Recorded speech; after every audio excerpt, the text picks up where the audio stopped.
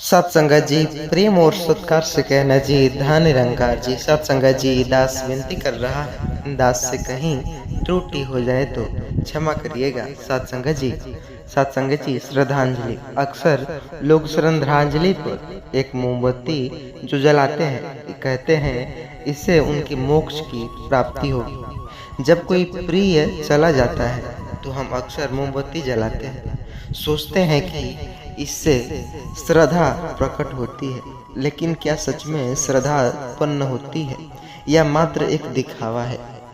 या क्या सच में मरने वालों को मोमबत्ती की जरूरत है या जीते ही हमने उसे जो अंधेरा दिया उसी का पखंडी उजाला दिखा रहे हैं?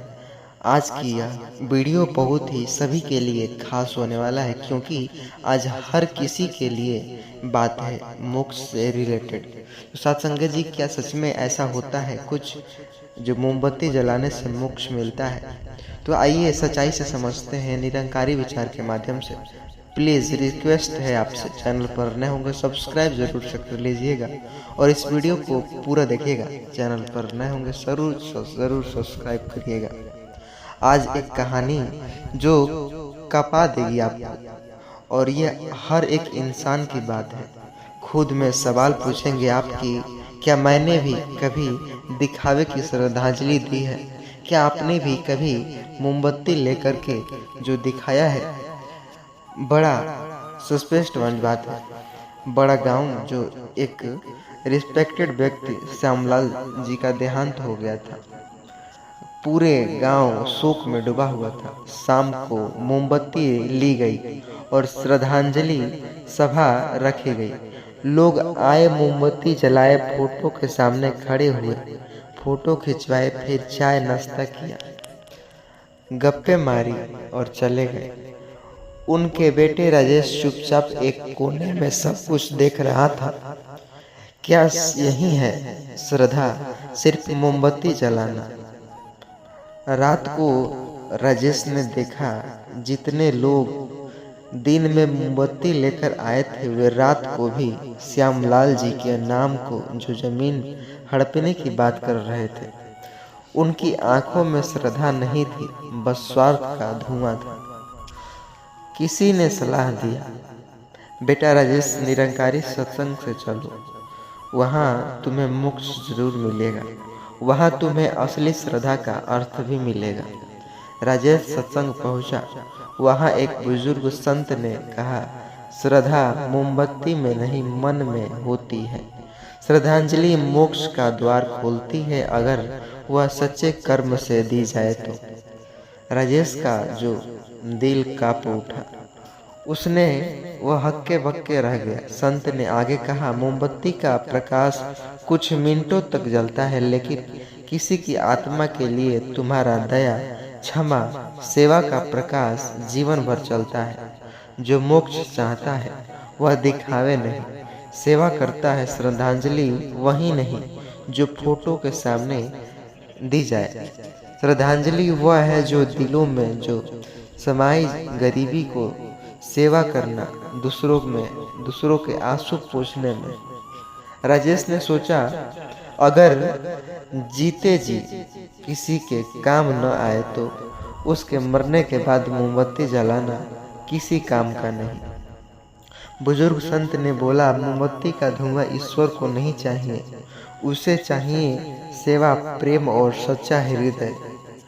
अब दिन के बाद जो राजेश ने प्रण लिया कि अब वह हर पिताजी की पुण्यतिथि पर मोमबत्ती नहीं, अनाथ बच्चों को भोजन कराएगा, गरीबों की मदद करेगा, सेवा करेगा, सत्संग करेगा। हर श्रद्धांजलि पर सभा में गरीबों को वस्त्र वितरित करेगा, जरूरतमंदों की मदद करेगा, चुपचाप बिना ढिंढोरा पीटे। यही होगी असली श्रद्धांजलि।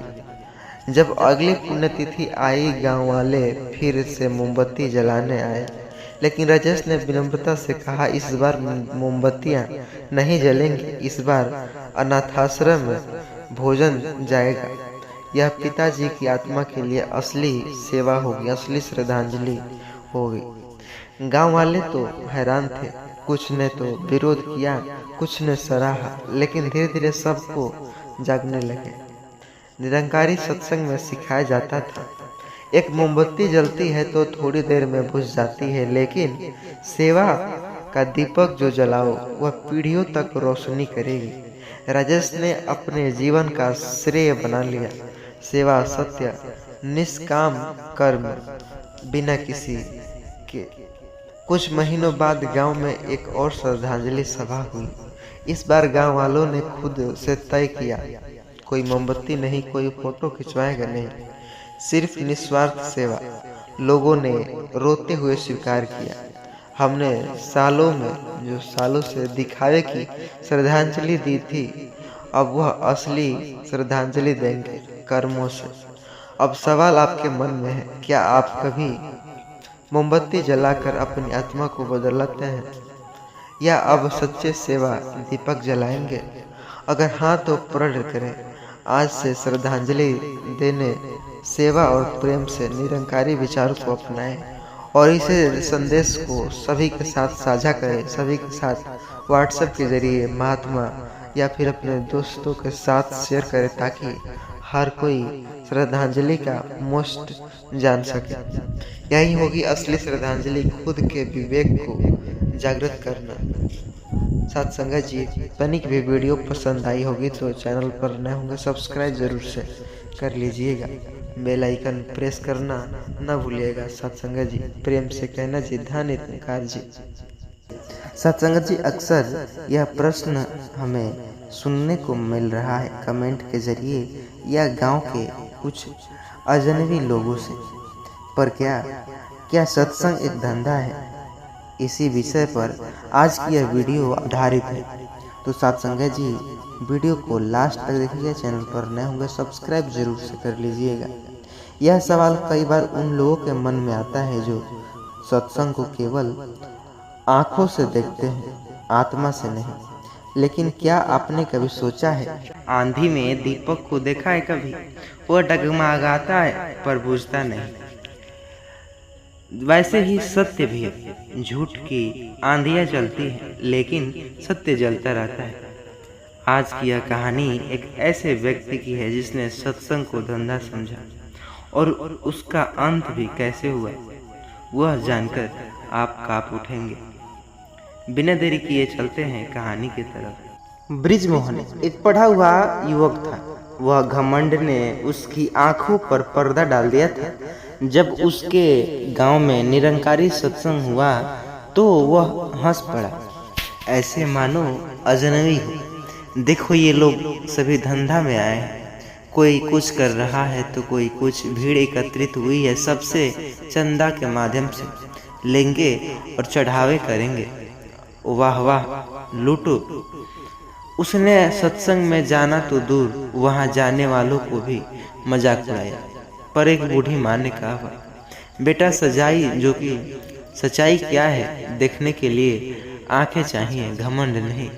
ब्रिजमोहन ने उन्हें भी ताना मारा, अम्मा तुम जैसी बूढ़ियों ही जो फंसती हो, तुम सबके पास कोई काम नहीं है, बस ऐसे ही तुम सब रहती हो, सत्संग करती हो, ऐसे कुछ होने वाला नहीं है, तुम क्या जानोगी।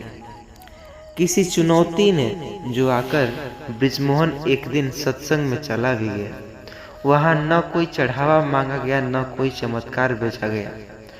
बस एक आवाज गूंजी, सच्चा आत्मा, जो सच्चा धंधा आत्मा का है, शरीर का नहीं। दुनिया व्यापार करती है, स्वार्थ का सत्संग करता है, चेतना का। ब्रिजमोहन अजीब असहज हो गया। ये तो अलग बात कर रहे हैं। उसके भीतर कुछ हलचल मची। सतगुरु बोले, जो कहते हैं सत्संग धंधा है, वे बाजार में सच्चाई ढूंढते हैं, लेकिन बाजार बिकता है जो सत्संग संवरता नहीं। जो बिकता है वो धंधा करता है, जो देता है वो सेवा करता है। ब्रिजमोहन के पैरों तले जमीन खिसक आई। क्या अब तक वह बिना देखे ही पत्थर फेंक रहा था? ब्रिजमोहन ने अब ध्यान से सत्संग देखा। सभी सेवाएं जो निस्वार्थ थी, भोजन, चिकित्सा, शिविर जो शिक्षा, सहायता, किसी ने पैरे जो पैसे नहीं मांगे, किसी ने नाम नहीं मांगा। यहाँ तो जो कि लोग लेने लगे देने लगे आते अपने आप। उसके मन का मिथना जो दरकने लगा। सत्संग में एक दिन चर्चा चली, धंधा तो वो है जो धर्म को बेचे, डर को बेचे, चमत्कार बेचकर भीड़ बिटोरे। लेकिन जहाँ ज्ञान बांटा जाए निस्वार्थ, वहाँ धंधा नहीं सेवा होता है। ब्रिजमोहन ने सोचा, मैं तो खुद अपने घमंड का धंधा कर रहा था। अब ब्रिजमोहन ने सार्वजनिक माफी मांगना शुरू किया। गांव के मंदिरों में जाकर कहा, मैंने झूठी बातें फैलाई, सत्संग को धंधा कहा, पर असली धंधा तो मेरा था। मैं अपने अज्ञान को बेच रहा था, माफ करना। गांव में लोग कांप उठे, कई लोग रो पड़े। सत्संग ने उसे सिखाया सेवा का आनंद, नम्रता का वरदान, सत्य की पहचान, प्रभु का सच्चा प्रेम। अब वह रोज उठकर सुबह अपने गांव में निरंकारी सेवा करता,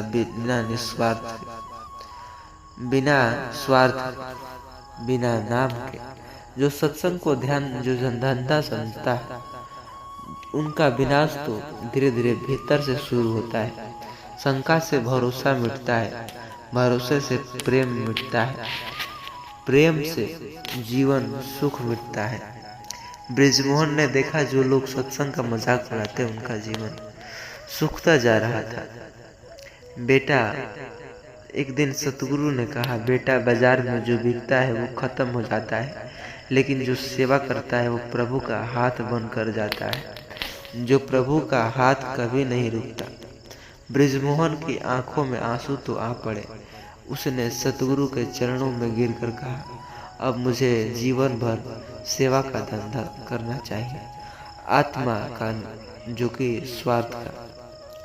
क्या आप भी, सवाल यही थे, क्या आप भी बिना सोचे समझे सत्संग को धंधा कहते, या आप सत्संग जो सेवा का हाथ बनेंगे? क्या आप भी सचमुच जानेंगे? अगर हाँ तो प्रण लीजिए, सत्संग में खुले हृदय को जाओ, सत्संग की सेवा करो और दूसरों की भी सच्चाई जोड़ो, ताकि हर कोई सच्चाई में जा सके। यहाँ तो अक्सर एक चमत्कारी दिखाया जाता तो लोग अपने आप चले आते, लेकिन जहाँ सच्चाई है वहाँ नहीं पहुँचते। तो साथ संगत जी, प्रेम से कहना जी, धन्य निरंकार जी। आशा करता हूँ चैनल पर नए होंगे, सब्सक्राइब जरूर से कर लीजिएगा और इस वीडियो को सभी के साथ शेयर जरूर करिएगा। साथ संगत जी।